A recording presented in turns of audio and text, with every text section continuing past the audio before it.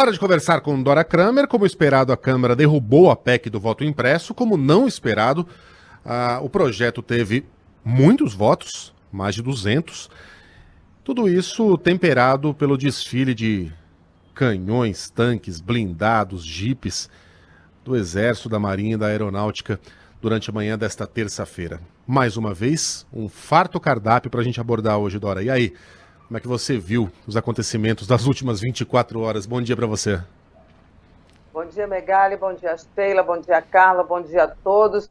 O Megali, foi um dia assim, cheio de recados, mensagens, interpretações, possibilidades de conclusões. Eu não sei nem por onde começar, mas eu vou então separar Câmara e Senado. Não, eu vou começar por juntar a Câmara e o Senado, que eu achei, já falávamos ontem, significativa a ausência dos dois presidentes do Parlamento, Rodrigo Pacheco e Arthur Lira, lá no tal do desfile, né?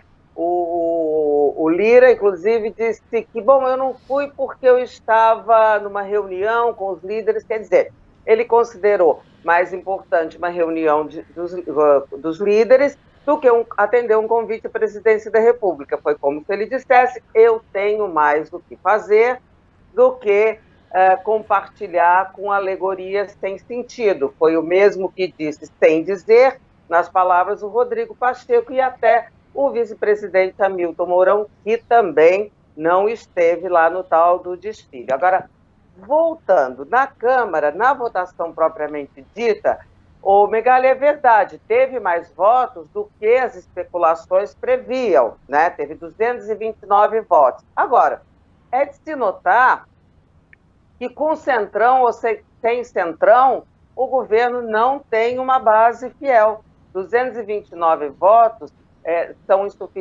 foram insuficientes não só para aprovar uma emenda constitucional, como seriam insuficientes para aprovar um projeto de lei, porque a maioria simples é de 257 deputados. Ele não teve isso. Em relação à PEC, que precisa de 308 votos, a lei, ainda que os 65 deputados que não votaram por ausência ou abstenção, ainda que eles tivessem votado com o governo não conseguiria os 308 votos necessários, porque isso somaria 294 votos. Mas como entre os ausentes, que a ausência acabou ajudando a oposição. E aí ficou claro que o governo realmente não tem liderança sobre o Congresso, não tem uma base fiel, a base não atende às ordens do presidente da República. O que for votado aqui para frente, se forem aprovadas coisas de interesse do governo, não necessariamente vai se poder atribuir a liderança do governo, vai ser a expressão da vontade das bancadas. Então, para mim, isso aí, nessa votação do voto impresso, ficou muito claro em relação à Câmara. No Senado, a gente parte para as searas dos recados, né? Porque nesse mesmo dia, o presidente do Senado, Rodrigo Pacheco, fez uma afirmação democrática bastante contundente.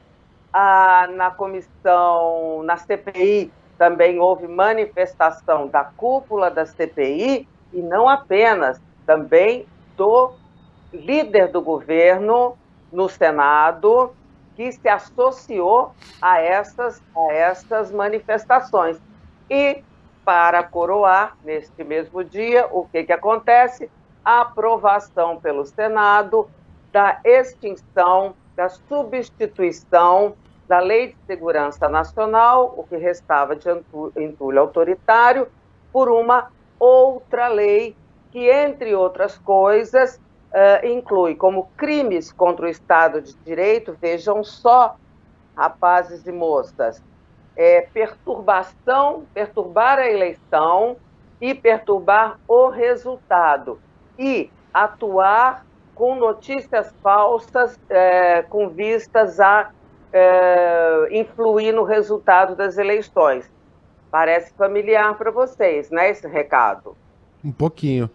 Ô Dora, agora deixa eu voltar para o início do comentário. Eu sei que a gente está atrasado, mas eu vou pedir desculpa aqui ao ouvinte, à nossa coordenação, para empurrar um pouquinho mais. Porque eu preciso fazer essa provocação. Se a votação de ontem na Câmara serviu como termômetro da força do presidente no Congresso, especialmente na Câmara dos Deputados, a gente pode fazer o raciocínio inverso, né?